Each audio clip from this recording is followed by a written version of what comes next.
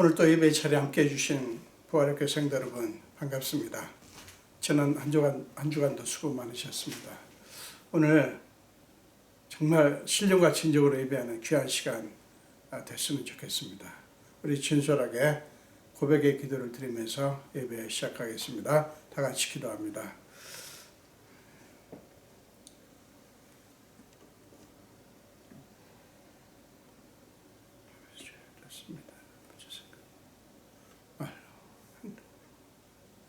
아버지, 주여.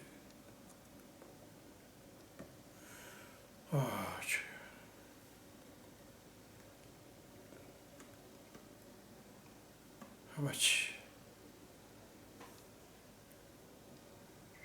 그럼 나는 주님의 아들, 하나님의 것입니다. 예수님 전에 죽으시고 예수님 깨끗하게 맑게 씻어 주시옵소서.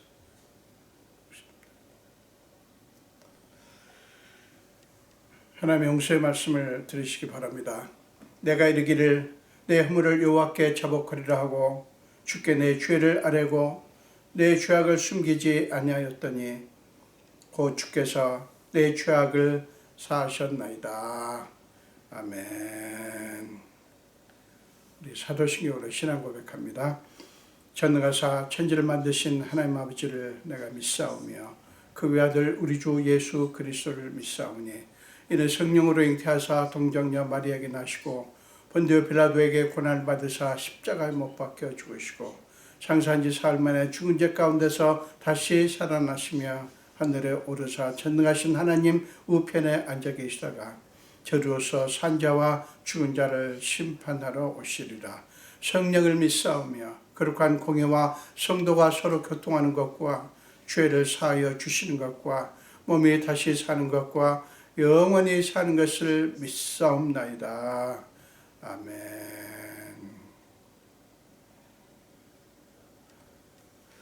네, 찬송하시겠습니다. 새 찬송가는 297장이고요. 통일 찬송가는 191장입니다. 통일 찬송가 191장, 새 찬송가 297장입니다. 양 99마리는 울 안에 있으나 한 마리 양은 떨어져 길 잃고 헤매네. 산 높고 길은 험한데 목자를 멀리 떠났네. 목자를 멀리 떠났네. 우리 함께 찬양하시겠습니다. 양 99마리는 울 안에 있으나 한 마리 양은 떨어져 길 잃고 헤매네. 산 높고 길은 험한데 목자를 멀리 떠났네. 목자를 멀리 떠났네. 그 99마리가 넉넉지 않은가. 저 목자 힘써 하는 말 그 양도 사랑해. 그 길이 멀고 험해도 그 양을 찾을 것이라. 그 양을 찾을 것이라. 길 잃은 양을 찾으러 산 넘고 물 건너. 그 어두운 밤이 새도록 큰 고생하셨네. 그 양의 울음 숨소리를 저 목자 들으셨도다. 저 목자 들으셨도다. 산길에 흘릴 피 흔적 그 누가 흘렸나. 길 잃은 양을 찾느라 저 목자 흘렸네. 손발은 어찌 상했나. 가시에 찔리셨도다. 가시에 찔리셨도다. 저 목자 기쁨 넘쳐서 큰 소리 외치며 내 잃은 양을 찾았다. 다 기뻐하여라. 저 천사와 답하는 말 그 양을 찾으셨도다. 그 양을 찾으셨도다.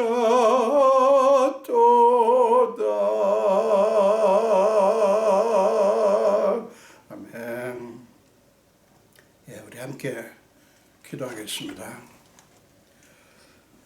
예수님 감사합니다. 오늘도 우리가 무엇이간데 우리를 사랑하사 주님께 경배드리게 해주십니까? 주님께서 많은 복을 주셨지만 이렇게 때에 따라서 하나님께 경배드릴 수 있게 하신 이것보다 큰 복이 없는 것을 믿습니다. 오 예수님, 우리를 이렇게 코로나 상황 속에서 어려움 중에도 때에 따라 이렇게 거룩한 주일을 맞아 주님 앞에 나와 경배드리게 해주셔서 너무너무 감사합니다. 오 하나님, 이것이 우리를 얼마나 사랑하시는지 하나님께서 우리를 긍휼히 여기시는 사랑의 손길인 것을 믿습니다. 오늘 예배 자리에 나오신 한 분 한 분에게 임하여 주시옵소서. 어떤 분들은 교회 나와서 혹은 어떤 분들은 각각 있는 처소에서 주님께 경배합니다. 어느 곳이든 주의 이름으로 모인 곳에 함께 하시겠다고 말씀하신 주님이여, 그들과 함께 하시고 그들 심령 안에 충만하사 그들의 모든 마음의 상처와 육체의 약감까지 고쳐주시고 새롭게 하여 주옵소서. 무엇보다도 지난 한 주간도 우리는 알게 혹은 모르게 생각으로 말로 행동으로 주님 앞에 죄를 범한 것이 많음을 고백합니다. 아버지여, 이 세상에 휩쓸려 살며 하나님의 자녀답지 못했음도 얼마나 많은지요. 우리의 생각이 늘 더럽고 추하며 우리의 말이 늘 격하고 저주와 불평을 일삼았음도 고백합니다. 예수의 보혈로 우리를 적셔주사 우리를 정결케 깨끗하게 씻어 주시옵소서. 정말 우리가 오늘 예배를 드리며 살아 역사하시는 하나님의 자녀다움을 회복할 수 있게 하시고 이 세상 무엇과도 바꿀 수 없는 보배이신 그리고 능력자이신 하나님을 새롭게 확인하면서 한 주간을 또 살아갈 넉넉한 능력을 힘입는 귀한 시간이 되게 하여 주시옵소서. 우리는 여전히 코로나 상황 속에 있습니다. 많이 가라앉았고 많이 완화되었다고 하지만 여전히 위협은 사라지지 않았습니다. 지난 한 주간도 우리는 솔직히 코로나 상황 속에서 여러 가지가 여의치 못한 전과 같지 않은 상황 속에서 힘든 나날을 지나왔습니다. 그래도 지금까지 이렇게 건강하게 하시고 이렇게 주님 앞에 나와서 예배할 수 있게 하셔서 얼마나 감사한지요. 오 주님이시여, 오늘 이 시간 우리와 함께 하사 우리를 새롭게 만들어 주시옵소서. 우리 성도들의 모든 상황과 지난 한 주간 동안 어떻게 살아왔는지 아시는 주님, 그들을 불쌍히 여기시고 주님이시여 그들에게 은총을 베풀어 주시옵소서. 먼저 그의 나라와 그의 의를 구하라고 하신 주님, 우리 성도들이 어려움 중에도 힘들고 정말 불확실한 상황 속에서, 불안한 상황 속에서도 우리는 하나님을 바라보며 하나님께 이렇게 나왔습니다.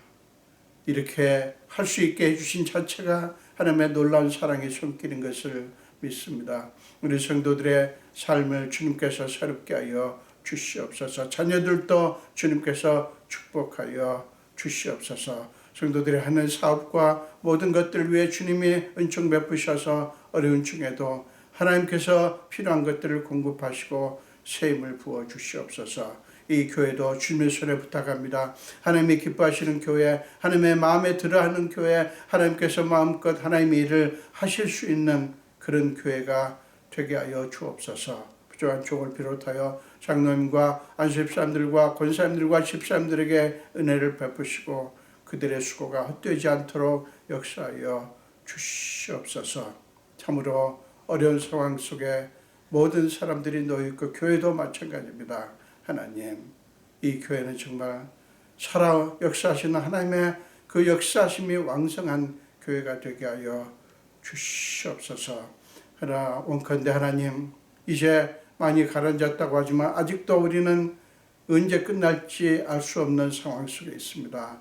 아버지여, 오직 하나님 외에는 이 코로나를 멈추게 할 어떤 존재도 없는 것을 믿습니다. 권세도 명예도 물질도 그리고 어떤 세상의 유능한 지도자도 찬란한 과학 문명으로도 어떤 것으로도 할 수 없다고 하는 것을 우리는 압니다. 오직 하나님만이 하실 수 있사오니 우리를 긍휼히 여기사 속히 코로나가 멈추게 하여 주시옵소서. 또한 의료 현장에서 불철주야 수고하는 모든 의료진들을 불쌍히 여겨 주시옵소서. 그들이 얼마나 위험에 노출되어 있습니까? 그들을 지켜주시고 그들의 수고를 따라 치유 역사가 왕성하게 일어나게 하여 주시옵소서. 백신과 또한 치료약도 개발하고 있사오니 백신 접종을 한 사람이라도 더 많은 사람들이 맞을 수 있게 해주시고 치료약도 속히 나올 수 있도록 역사하여 주시옵소서. 하나님, 예배 시간에 예배의 자리에 주님 임재하사 주님께서 우리를 하나님의 자녀답게 만들어 주시고 우리는 그 살아역사하시는 하나님을 새롭게 확인하며 새 힘을 얻는 귀한 시간 되게 하여 주시옵소서. 사도 바울이 고백했듯이 우리의 자랑거리는 오직 예수의 십자가뿐인 것을 믿습니다. 우리를 위해서 십자가에서 못 박혀 돌아가시고 우리를 위해서 부활하셨기에 우리에게는 영원한 소망이 있는 것을 믿습니다.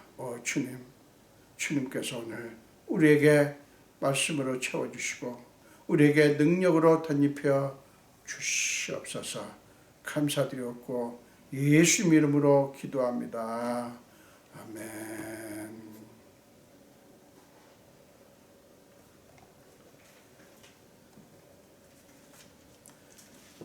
함께 나누실 하나님의 말씀은 사무엘하 19장입니다.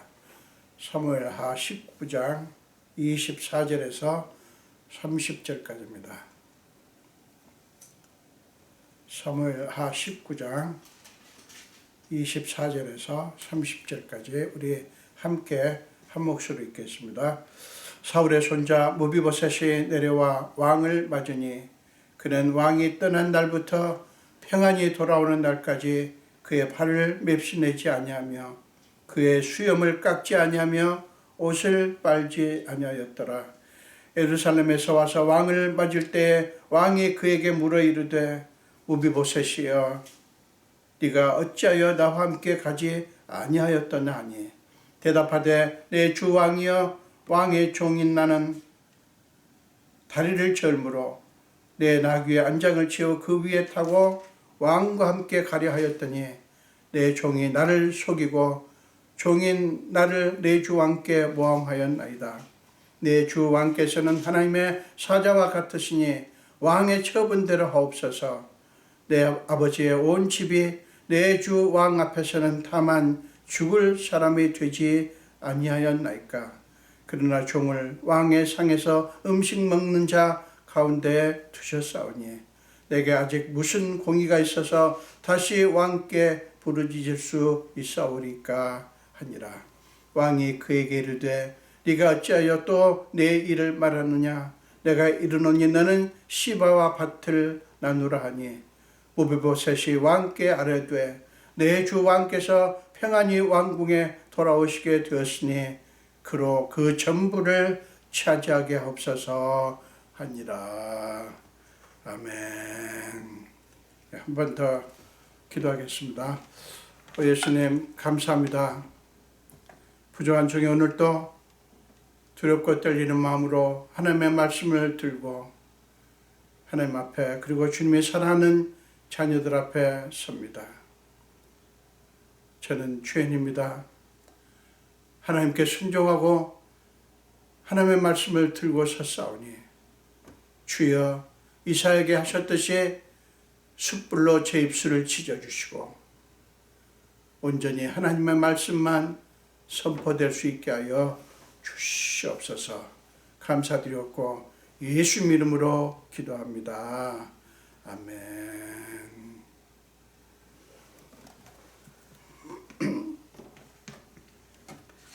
저는 오늘 함께 읽으신 말씀으로 신실함에 대하여 라는 제목으로 함께 말씀을 나누겠습니다.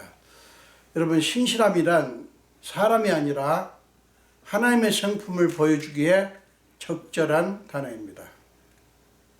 그것은 그리스도인들이 신앙생활을 하는 내내 잊지 말아야 할 대전제를 우리에게 보여줍니다. 그 전제는 사람은 결코 신실하지 않지만 하나님은 절대적으로 신실하시다라는 것입니다. 사람은 결코 신실하지 않지만 하나님은 절대적으로 신실하시다 하는 것입니다. 예수를 믿는다고 하는 것은 사람의 신실함이 아니라 하나님의 신실하심을 믿고 의지하는 것을 의미합니다. 그래서 기독교는 인간의 윤리 규범을 강조하지 않아요. 신실하신 하나님을 강조합니다. 인간의 윤리 규범을 강조한다고 하는 것은 인간의 능력을 강조하는 것이고, 너희가 애를 써서 신실한, 착실한, 훌륭한 인간이 되어야 된다 하는 것을 강조하잖아요. 근데 기독교는 그걸 강조하지 않아요. 그걸 강조한다고 하는 것은 사람은, 인간은 신실한 부분이 있다라고 하는 것을 보여주는 거거든요. 근데 그렇지 않아요.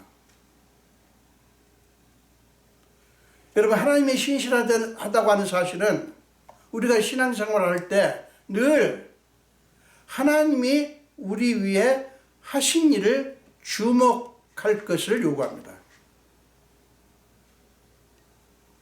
우리가 구원받은 것도요, 우리가 아니라 하나님의 신실하심 때문이었다고 하는 것을 우리는 잘 압니다.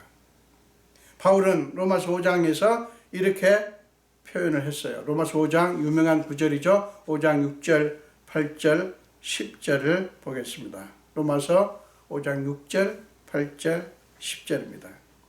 우리가 아직 연약할 때에 기약대로 그리스도께서 경건하지 않은 자를 위하여 죽으셨도다. 8절, 우리가 아직 죄인 되었을 때에 그리스도께서 우리를 위하여 죽으심으로 하나님께서 우리에 대한 자기의 사랑을 확정하신단지라. 10절, 곧 우리가 원수 되었을 때에 그의 아들의 죽으심으로 말미암아 하나님과 화목하게 되었은지. 자, 보세요. 우리의 상태를 얘기하죠. 뭐예요? 우리가 아직 연약할 때, 우리가 아직 죄인 됐을 때, 우리가 하나님과 원수 되었을 때. 그런데 그것만이 아니라 우리의 상태는 그렇지만 하나님께서 하신 일을 우리에게 보여줍니다. 그리스도께서 경건하지 않은 자를 위해서 죽으셨다. 그리스도께서 우리를 죽으심으로 하나님께서 우리에 대한 사랑을, 자기 사랑을 확증하셨다. 그의 아들의 죽으심으로 말미암아 하나님과 화목하게 되었다. 보세요. 인간은 그런 상태지만 하나님은 그런 인간을 위해서 그런 일을 하셨다고 하는 거예요. 여러분 생각해 보세요. 하나님 외에 누가 이렇게 할 수 있겠어요? 이 세상에 어떤 성인도 이렇게 할 수 없습니다. 여러분 이것이 하나님의 신실하심이에요. 이 하나님의 신실함은 하나님께 대한 우리의 태도가 어떠해야 되는가. 여기서 태도는 우리 신앙적인 것을 말하죠. 어떠해야 하는가를 우리에게 가르쳐 줍니다. 여러분 기억하십시오. 신앙이 깊어질수록 우리는 신실하지 못하고 하나님은 얼마나 신실하신 분이신가를 더 깊이 깨닫게 됩니다. 그 깨달음은 사람을 믿고 의지하던 우리를 신실하지 못한 사람이 아니라 신실하신 하나님을 믿도록 이끌어줍니다. 그러므로 우리가 신실하다고 하는 것은 어떤 사람이 신실하다면 그것은 신실하신 하나님을 향해 우리의 믿음이 표현되는 것을 의미합니다. 자, 이해가 되십니까? 우리가 신실하다고 하는 것은 신실하신 하나님을 향해서 우리의 믿음이 표현되는 것을 의미합니다. 그러니까 사람을 의지하고 사람의 판단에 흔들리던 우리가 신실하신 하나님을 믿고 의지함으로써 견고해지는 것, 그것이 우리가 신실하다고 하는 것을 가리키는 거예요. 믿음으로 표현되지 않으면 그것은 신실함이 아닌 거예요. 그러니까 하나님과 관계없는 삶은 절대로 신실하지 않다고 하는 것을 말씀합니다. 왜요? 어떤 피조물도 어떤 인간도 신실할 수가 없으니까요. 하나님 외에는 어떤 존재도 신실하지 않기 때문에 그렇습니다. 본문은 무비보셋이라고 하는 사람을 통해서 신실함의 아름다운 예를 우리에게 보여줍니다. 다윗 왕과 백성들이 요단을 건너 예루살렘 가까이에 이르렀을 때 사울의 손자 무비보셋이 왕을 맞이하기 위해서 나옵니다. 성경 저자는 그런 무비보셋의 모습을 다음과 같이 증언합니다. 사울의 손자 무비보셋이 내려와 왕을 맞으니 그는 왕이 떠난 날부터 평안히 돌아오는 날까지 그의 발을 맵시내지 아니하며 그의 수염을 깎지 아니하며 옷을 빨지 아니하였더라. 이렇게 말씀합니다. 여러분 기억하십시오. 이 말씀은 무비보셋 자신이 이렇게 말을 한 게 아니라 성경 저자가 그를 위해서 증언한다고 하는 것을 주목할 필요가 있어요. 여러분 그것은 하나님이 증언하신다는 것을 의미하는 거예요. 하나님이 그를 위해서 증언하신다는 것이에요. 여러분 놀랍지 않습니까? 이 증언의 내용에서 우리는 신실함의 전형적인 모습을 볼 수가 있습니다. 여러분 이 증언에서 우리를 놀라게 하는 것은 도대체가 생각이 없는 사람처럼 행동하는 무비보셋의 무모한 모습이에요. 당시 다윗 왕이 피난길에 올랐을 때 언제쯤 돌아올 것이라고 하는 희망이 있었나요? 아니에요. 그런 가능성을 전혀 생각할 수 없던 때입니다. 그런 암울한 상황에서 무비보셋은 도대체 언제까지 발을 맵시내지 아니하고 수염을 깎지 아니하고 옷을 빨지 않을 생각이었을까요? 여러분 비교적 빠른 짧은 기간 안에 지금 다윗이 돌아왔으니까 망정이지 만약에 영원히 돌아오지 못했다면 어쩌려고 그랬을까요? 놀라운 일입니다. 전혀 그런 가능성이 보이지 않는데, 한 치 앞도 알 수 없는데 그는 그렇게 한 거예요. 다윗 왕이 귀환할 가능성이 전혀 안 보이고, 귀환한다고 해도 언제나 가능할지 전혀 알 수 없던 그때인데, 그는 그런 거 상관하지 않고 그저 자기가 할 일을 했다고 하는 점이 놀랍습니다. 이 점이 오늘날 예수를 믿는 우리에게 충격적인 교훈을 줍니다. 누가 그에게 그러라고 했나요? 그렇게 하면 나중에 분명히 좋은 일이 있을 것이라고 하는 것을 기대할 수 있었나요? 다윗 왕이 알아주고 상을 내리고 칭송할 것이라고 하는 기대가 있었나요? 전혀 아니에요. 우리는 지금 성경 저자의 표현을 통해서 무비보셋의 진심을 알지만 다윗 왕은 전혀 모릅니다. 언젠가 왕이 자신의 진심을 알아줄지 말지 전혀 알 수가 없어요. 그는 그것도 상관하지 않았어요. 바로 그것이 그의 신실함이에요. 다행히 성경 저자가 그의 행위를 다 알고 있죠. 다윗은 아무것도 모르지만 하나님은 낱낱이 알고 계신 거예요. 사랑하는 여러분, 우리가 믿는 하나님은 사람과 달리 우리의 진심을 낱낱이 알아주는 분이십니다. 그게 우리의 소망이에요. 바로 이것이 우리가 신실할 수 있는 근거예요. 바로 이것이 신실하신 하나님을 붙들고 그분에 대한 우리의 믿음을 마음 놓고 표현할 수 있는 근거라고요. 그러니까 우리가 신실할 수 있는 근거가 바로 하나님의 신실하심이라고요. 여러분, 우리의 수고를 모든 사람들이 다 알아줄 필요가 있을까요? 뭐 그러면 좋지만 그러기를 바라지 않습니까? 우리가 한 사람도 나를 싫어하고 나를 오해하고 싫어하지 않고, 한 사람도 나를 오해하지 않고 모두가 나를 이해해주고 그러기를 바랍니다. 그러나 여러분, 그럴 수는 없죠. 모든 사람에게 그렇게 칭찬을 받을 수 없어요. 여러분, 모든 사람들이 우리를 다 알아줄 필요 사실은 없어요. 하나님만 알아주시면 되지 않을까요? 그런데 그걸로는 성이 안 찹니까? 우리 그리스도인들이 이 부분에서 솔직히 잘 안 됩니다.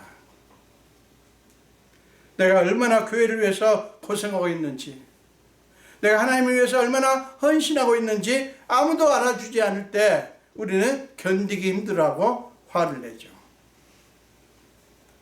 이유는 간단해요.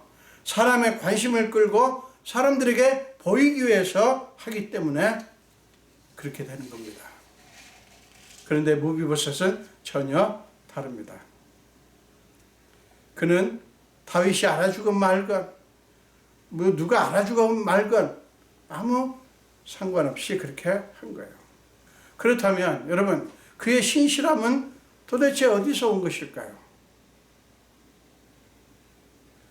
자, 아까 우리가 신실하다고 하는 것은 하나님을 향해 우리의 믿음이 표현되는 것을 의미한다고 말씀드렸죠? 그렇습니다. 무비보셋의 신실한 행위는 신실하신 하나님을 향한 그의 믿음의 표현이었어요. 그는 신실하신 하나님이 다윗과 함께 하신다는 사실을 믿었어요. 그 믿음을 그의 몸으로 표현한 것이 바로 발에 맵시를 내지 않고 그의 수염을 깎지 않고 옷을 빨지 않는 모습이었던 것입니다.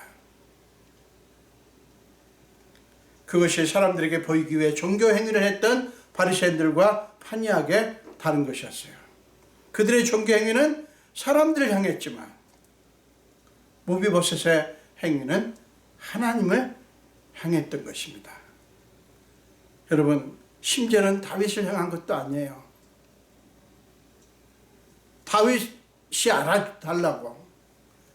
다윗이 좀 내가 한 행동에 대해서 들으라고. 그게 아니에요. 그의 행위는 오직 하나님을 향했습니다. 그렇습니다. 무비보셋의 마음에는 신실하신 하나님이 계셨어요. 늘 그분을 바라보았고 그분을 그의 인생의 최고복으로 믿고 의지했습니다. 그뿐만 아니라 그는 과거에 다윗이 자기에게 베푼 은혜를 잊지 않았어요. 사무엘하서 9장 1절부터 13절까지 이야기가 나옵니다. 할아버지 사울왕과 아버지 요나단이 죽고 홀로 남았을 때 그는 두 발을 다 저는 장애인이었습니다. 오갈 데가 없었던 그는 미갈이라고 하는 사람의 집에서 얹혀 살고 있었습니다. 그런 처지에 있던 그를 다윗이 찾아내서 분에 넘치는 은총을 베풀어 주셨어요. 그때 그는 왕 앞에서 이렇게 고백하지 않습니까? 이 종이 무엇이기에 왕께서 죽은 개 같은 나를 돌아보시나이까? 라고 하면서 다윗 왕의 은총에 대한 감사를 그는 그렇게 고백을 했습니다. 그것은 실로 놀라운 은혜였기 때문이에요. 사랑하는 여러분, 그는 다윗 왕이 자기에게 베푼 호의를 단순히 다윗 왕 개인의 호의가 아니라 하나님의 은혜의 손길로 보았던 것입니다. 다윗 왕은 그를 위해서 사울의 시종 시바를 불러 이렇게 명령을 했죠. 사무엘하서 9장 9절과 10절에 나옵니다. 사울과 그의 온 집에 속한 것은 내가 다 내 주인의 아들에게 주었으니 너와 내 아들들과 내 종들은 그를 위하여 땅을 갈고 거두어 내 주인의 아들에게 양식을 대주어 먹게 하라. 그러나 내 주인의 아들 무비보셋은 항상 내 상에서 떡을 먹으리라. 이렇게 사울 왕의 시종 시바에게 명령을 했습니다. 그래야 그는 무비보셋은 예루살렘에 살면서 왕자 중 하나처럼 상에서 왕과 함께 식사를 하게 되었고 그에게 있는 아들 하나도 안전하게 돌봄을 받게 되었습니다. 왕에게 그런 은혜를 입은 무비보셋이 그동안 왕이 겪은 고통을 그렇게 자기 몸으로 표현하는 삶을 무비보셋은 신실하게 살았지만 다윗 왕은 이 모든 것을 알 수 없었어요. 그래서 왕은 그를 보자 네가 어찌하여 나와 함께 가지 아니하였더냐라고 물었습니다. 다윗이 자기 생각대로 판단해버리지 않고 그에게 질문을 했다고 하는 것이 중요합니다. 그것은 아직 그에 대한 사랑을 버리지 않았다고 하는 것을 보여줍니다. 여러분, 사랑이 없으면 질문도 없고 설명도 없어지잖아요. 사랑이 없으면 질문도 없어지고요, 설명도 없어져요. 무비보셋은 왕에게 그동안의 자초지종을 설명합니다. 26절과 27절에서 변명을 하는 거예요. 여러분, 많은 경우에 변명하면 뭔가 당당하지 않아 보이고 진실해 보이지 않고 뭔가 좀 구질구질한 그런 느낌이 들지 않습니까? 그렇다면 무비보셋의 경우에도 그럴까요? 만약에 그가 그렇게 변명하는 것으로 끝났다면 그렇게 볼 수 있을 것입니다. 자, 27절 하반부와 28절을 보십시오. 내 주 왕께서는 하나님의 사자와 같으시니 왕의 처분대로 하옵소서. 내 아버지의 온 집이 내 주 왕 앞에서는 다만 죽을 사람이 되지 아니하였나이까? 그러나 종을 왕의 상에서 음식 먹는 자 가운데 두셨사오니 내게 아직 무슨 공의가 있어서 다시 왕께 부르짖을 수 있사오리까? 그는 자기를 섬겨라고 붙여준 시바가 자기를 속이고 모함한 것을 왕에게 표현은 했지만 그것은 자기 자신을 위한 것이 아니라 오해할 수 있는 다윗 왕을 위한 것이었어요. 그러니까 자기 살겠다고 변명을 한 것이 아니라는 말씀이에요. 사랑하는 여러분, 상대방이 오해하지 않도록 설명해 주는 것도요, 그리스도인의 사랑의 행위입니다. 그거 쉽지 않아요. 피곤해요. 우리 흔히 얘기를 말자, 그만두자 뭐 이래버리죠. 설명하고 싶어 하지 않아요. 그런데 상대방이 오해할까 싶어서 그냥 단순한 어떤 변명이 아니라 오해하지 않도록 설명해 주는 것도 사랑이라고요. 예수님도 그러셨어요. 예수께서 한 바리새인의 집에 초대받아 식사를 할 때 그 동네에서 모두가 죄인이라고 알고 있는 어떤 여인이 와가지고요, 울며 눈물로 그 발을 적시고 자기 머리털로 닦고 그 발에 입 맞추고 향유를 붓는 뜻밖의 사건이 벌어졌습니다. 누가복음 7장 36절 이하에 나오죠. 그러자 그를 초대한 바리새인이 속으로 이렇게 말합니다. 이 사람이 만일 내가 생각한 대로 예언자라면 자기에게 이렇게 하는 이 여자가 얼마나 큰 죄인인 줄 알았을 텐데 라고 의심에 찬 혼잣말을 합니다. 그러니까 뭔가 이 바리새인이 예수님에 대해서 오해를 지금 하고 있는 거예요. 그걸 아신 예수님은 그 여인의 행위의 의미에 대해서 자세하게 설명함으로써 그의 의심과 오해를 풀어주셨어요. 무비보셋은 왕의 오해를 풀어드리기 위해서 시바의 모함에 대해 설명을 했지만 그는 다윗 왕이 자기에게 어떻게 하든 전혀 상관없다고 고백합니다. 그래서 뭐라고 하죠? 왕의 처분대로 하옵소서. 그는 왕의 주권을 온전히 받아들인 것입니다. 심지어는 용서해달라는 말조차 하지 않을 만큼 왕의 처분에 맡긴 거예요. 우리가 하나님께 이런 믿음을 가져야 하는 것이죠. 하나님이 우리에게 무엇을 하시든 그 일을 하시는 분이 하나님이시므로 그 하나님을 믿고 무엇이든지 받아들이는 것이 참 믿음이에요. 이제 다윗 왕은 무비보셋을 충분히 이해했습니다. 그를 믿어준 것이죠. 더 들을 필요조차 없었어요. 다윗이 믿음의 사람이기에 그의 신실함을 알아본 것입니다. 여러분, 이게 진실된 사랑 아니겠어요? 무비보셋을 믿어준 다윗은 시바가 독차지한 밭을 나누라고 명령을 합니다. 그것은 그가 지금까지 시바로부터 당한 고통을 갚아주는 것이었어요. 사랑하는 여러분, 그때 무비보셋이 한 대답이 참으로 우리를 놀라게 합니다. 29절 후반부를 보십시오. 내 주 왕께서 평안히 왕궁에 돌아오시게 되었으니 그로 그 전부를 차지하게 하옵소서. 자, 밭을 나누라고 하니까 그가 한 말이 이거예요. 이게 우리를 놀랍게 하는 거예요. 놀랍게 하는 거예요. 내 주 왕께서 평안히 왕국에 돌아오시게 되었으니 그로 그 전부를 차지하게 하옵소서. 무슨 얘기예요? 사랑하는 여러분, 이보다 더 진실된 모습이 또 어디 있겠어요?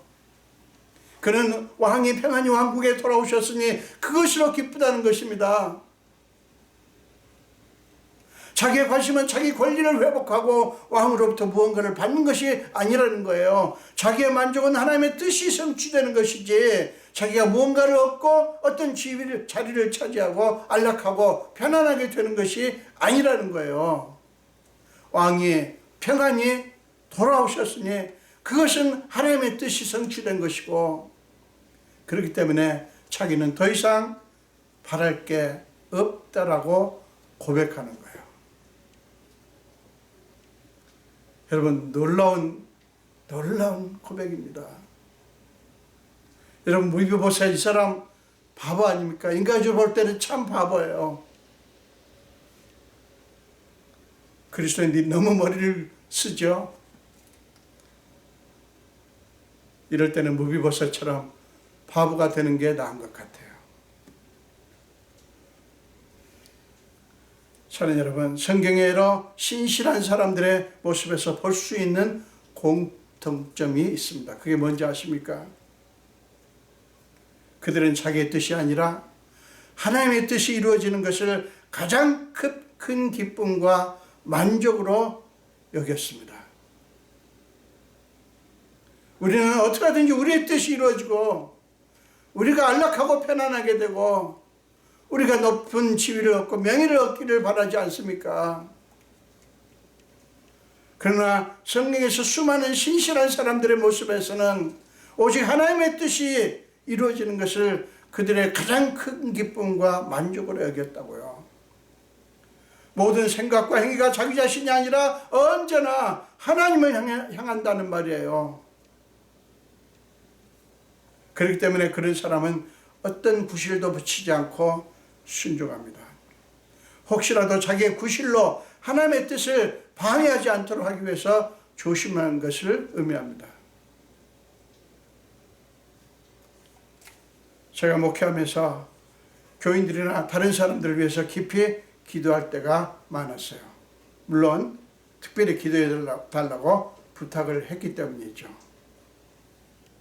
기도하는 가운데 성령의 감동하심이 있을 때는 그 감동하심을 기도를 부탁한 그 사람에게 알려줄 때가 있어요. 전할 때가 있어요. 그런데 여러분, 그때 그들이 주로 어떻게 반응하는지 아십니까? 대부분의 사람들이 자기의 뜻에 맞으면 환호하지만 맞지 않으면 그냥 대충 얼버무리고 맙니다. 저는 공연히 기도했다, 공연히 그 말을 했다 싶을 때가 한두 번이 아니었어요.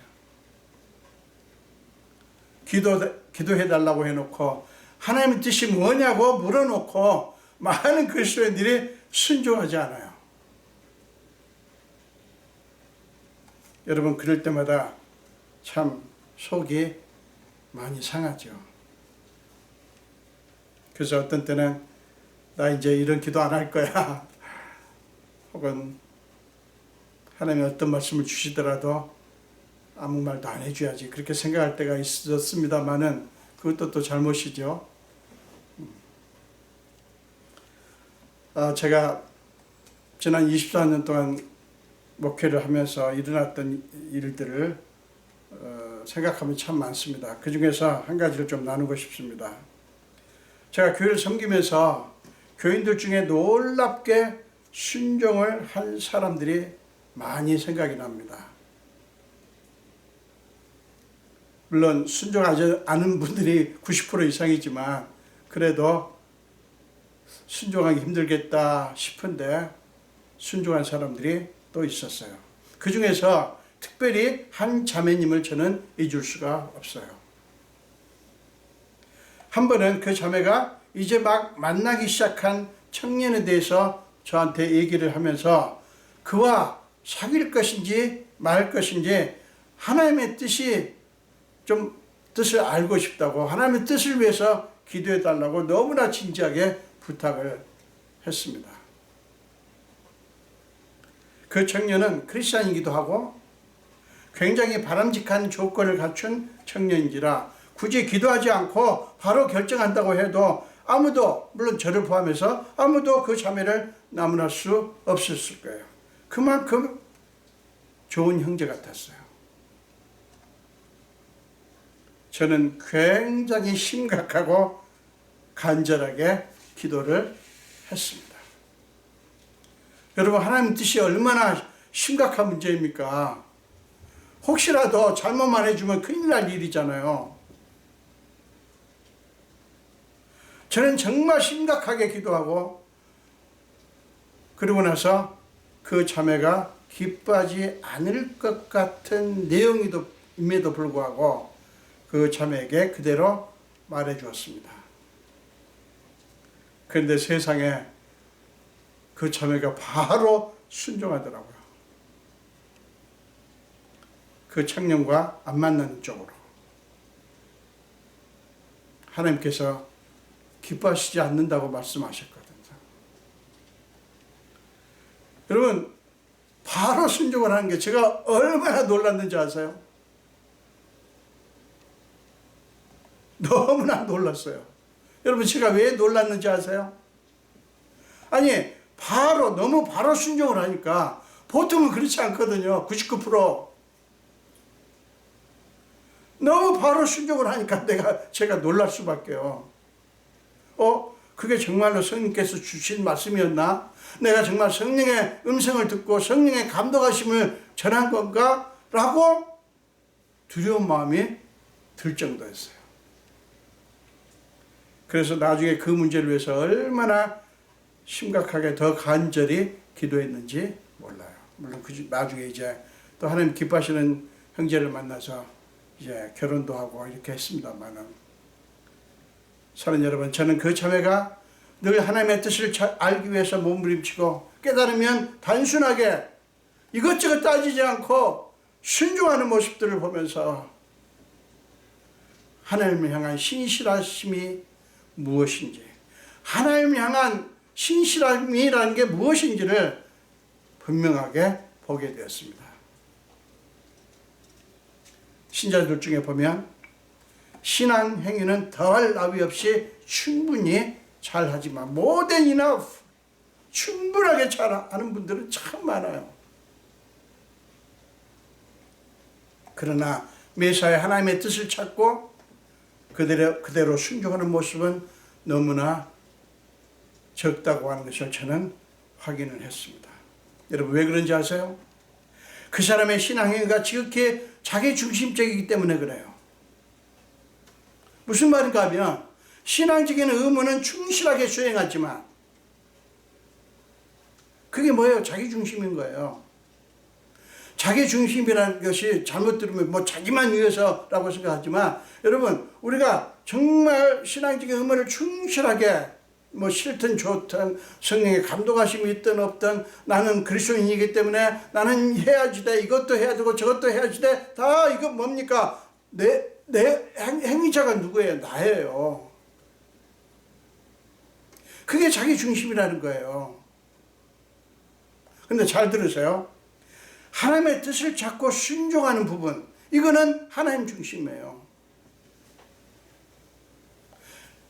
하나님으로부터 온 거라고요. 그러니까 하나님의 뜻을 찾고 하나님의 뜻에 순종하는 부분은 별로 생각하지 않는다는 그런 말이에요. 많은 신자들이 이래요. 너무나 착실하게 신앙생활 잘해요. 정말 빠지는 부분이 없어요. 모자랄 게 없어요. 그런데 점체로 어떤 행동을 할 때, 무엇을 결정할 때 하나님의 뜻을 찾고 그 하나님 뜻에 순종하는 부분은 약해요. 우리가 신앙생활, 종교행위 정말 충실하게 잘해야 됩니다. 좋은 겁니다. 아주 훌륭한 겁니다. 그러나 그것과 못지않게 우리는 우리 자신을 내려놓고 우리 자신의 어떤 열심이라든가 어떤 소위 착실함이라든가 이것까지 다 내려놓고 하나님의 뜻을 구하고 그 하나님의 뜻에 절대적으로 단순하게 순종하는 것, 이게 나의 중심에서 하나님 중심으로 옮겨가는 거예요.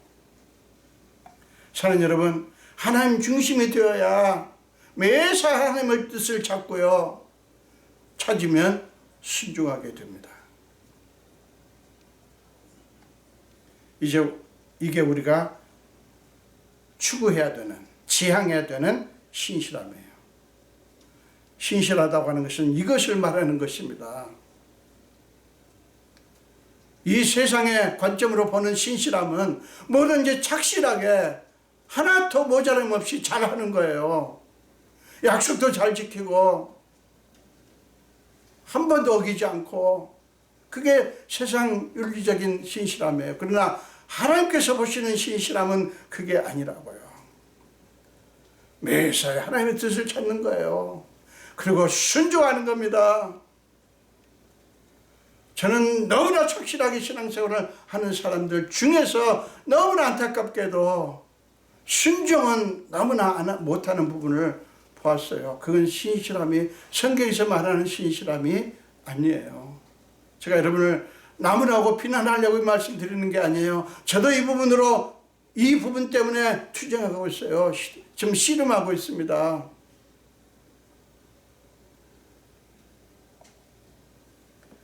우리가 무비보셋의 모습을 신실함의 예표라고 하는 까닭은 그의 행위에 자기 중심적인 모습이 보이지 않기 때문이에요. 그의 행위는 하나님을 중심에 모신 믿음에서 나온 것이라고요. 그의 신실함은 신실하신 하나님을 향한 그의 믿음의 표현으로 나타났던 것입니다. 사랑 여러분, 기억하십시오. 사람은 여러분의 신실함을 절대로 알아주지 못합니다. 싫어서가 아니라 그럴 능력이 없어요. 왜요? 사람은 신실하지 못하니까요. 자기가 신실하지 못하니까 그거를 알아볼 수 있는 눈이 없는 거예요. 그러니까 무슨 얘기입니까? 사람을 의지하지 말라는 거예요. 사람에게 연연하지도 말라는 것입니다. 사람을 두려워하지도 말라는 거예요. 사랑하는 여러분, 사람이 아니라 신실하신 하나님을 주목하는 것이 신실함의 핵심이에요. 우리 모두 이런 신실한 하나님의 자녀들이 다 되었으면 좋겠어요. 저를 포함해서 우리 함께 예배하시는 여러분들, 정말 이 하나님께서 기뻐하시는 무비보셋과 같은 이런 신실한 자녀들이 다 되었으면 좋겠습니다. 기도하겠습니다. 예수님, 감사합니다. 오늘도 우리에게 귀한 말씀을 주신 하나님을 찬양합니다. 신실함에 대해서 성경에서 말씀하시는 하나님께서 말씀하시는 것을 생각해 보았습니다. 우리는 신앙생활을 하면서 계속 확인합니다. 사람은 진짜 신실하지 못하다. 어떤 누구도, 인간은 신실하지 못하지만 우리가 믿는 하나님은 정말 신실하시다고 하는 사실을 확인하게 됩니다. 그 하나님의 신실함 때문에 우리에게는 언제나 소망이 있습니다. 우리를 그 신실하신 하나님께서 그 하나님의 신실함을 보여주셨기 때문에 우리가 하나님의 자녀가 되었고, 우리가 연약하고 우리가 아직도 모자라고 정말 부족함 투성임에도 불구하고 우리는 여전히 하나님을 바라볼 수 있어서 너무너무 감사합니다. 주님, 우리 하나님의 자녀들 한 분 한 분에게 역사하시고, 우리 자기 자신을 포함하여 어느 누구가 아니라 오직 하나님의 신실하심만 바라볼 수 있게 하여 주옵소서. 감사드렸고 예수 이름으로 기도합니다. 아멘.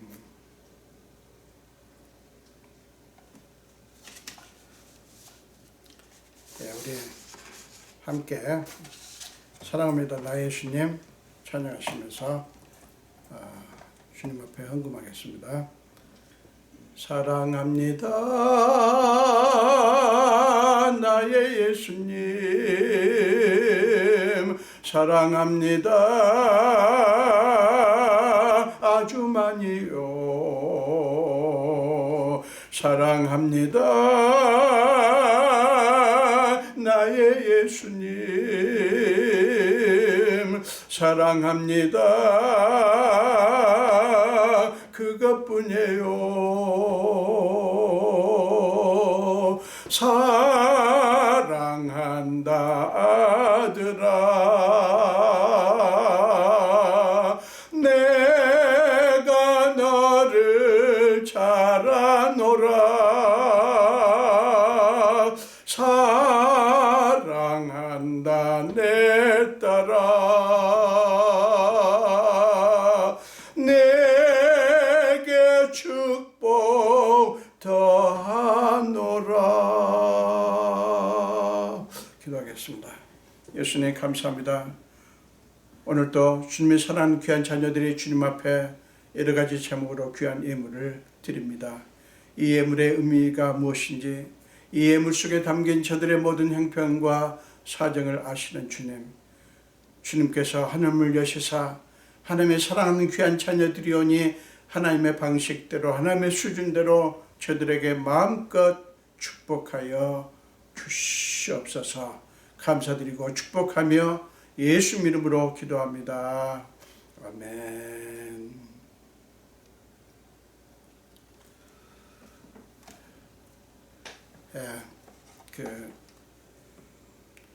특별하게 많이 더 광고할 것은 없고요.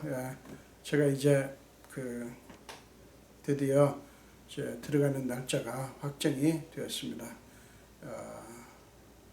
원래 6월 3일에 들어가려고 했다가 6월 12일 토요일입니다. 그때로 결정이 되었습니다.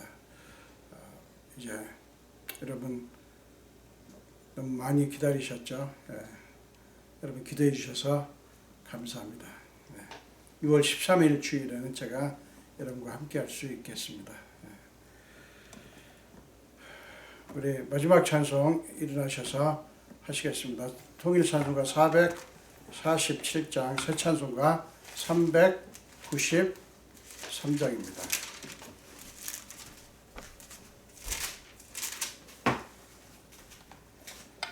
새 찬송가 393장, 통일 찬송가 447장입니다.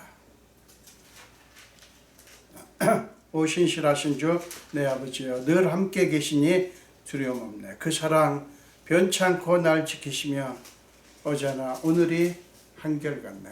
우리 함께 찬양하시겠습니다.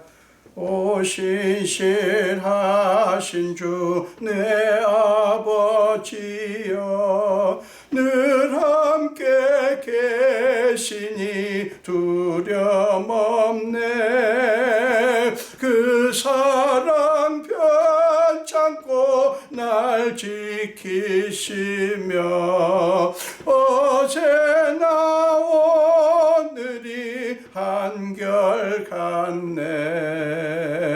오 신실하신 주, 오 신실하신 주, 날마다 자비를 베푸시며 일용할 모든 건 내려주시니 오 신실하신 주 나의 구주. 봄철과 또 여름, 가을과 겨울, 해와 달 별들도 다 주의 것. 만물이 주 영광 드러내도다. 신실한 주 사랑 나타내네. 오 신실하신 주, 오 신실하신 주, 날마다 자비를 베푸시며 일용할 모든 것 내려주시니 오 신실하신 구주 내 죄를 사하여 안위하시고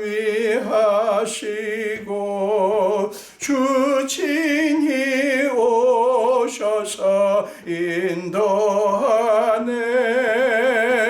오늘의 힘되고 내일의 소망 주만이만 복을 내리시네. 오 신실하신 주, 오 신실하신 주, 날마다 자비를 베푸시며 일용할 모든 건 내려주시니 오 신실하신 주 나의 구주. 아멘. 기도하겠습니다.